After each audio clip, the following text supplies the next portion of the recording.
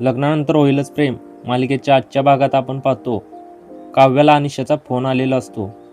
काव्या थरथरते आवाजात म्हणते, अनिशा मला आता खूप भीती वाटते. काल रात्री पुन्हा किचनमध्ये जीवा भेटला. अनिशा आश्चर्याने विचारते, मग पुन्हा भांडण झालं का? काव्या हलक्या आवाजात म्हणते, नाही भांडण नाही झालं, आम्ही शांतपणे बोललो. पण तेवढ्यात पिऊने आम्हाला पाहिलं. तिनं आमचं बोलणं ऐकलं का माहीत नाही, पण मनात भीती बसली. तेव्हा अनिशा तिला सल्ला देते, काव्या तू पार्थला सगळं खरं सांगून टाक.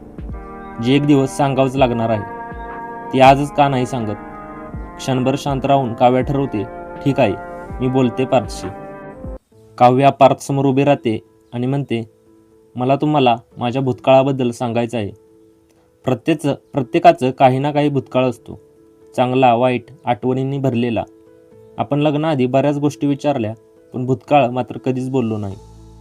पार्थ साधपणे म्हणतो, मला त्या गोष्टी विचारायची गरज वाटली नाही.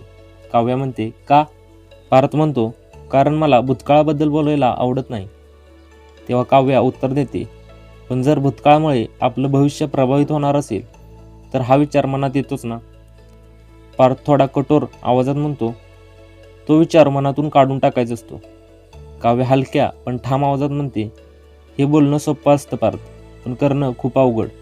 तर आता प्रश्न असा, काव्या खरंच पार्थसमोर सगळं उघड करणार का, की पुन्हा एक नवीन गुपित दडपलं जाणार? तुमचे अंदाज खाली कमेंटमध्ये नक्की लिहा. आणि अशाच रोमांचक अपडेटसाठी चॅनेलला लाईक, शेअर आणि सबस्क्राईब करायला विसरू नका.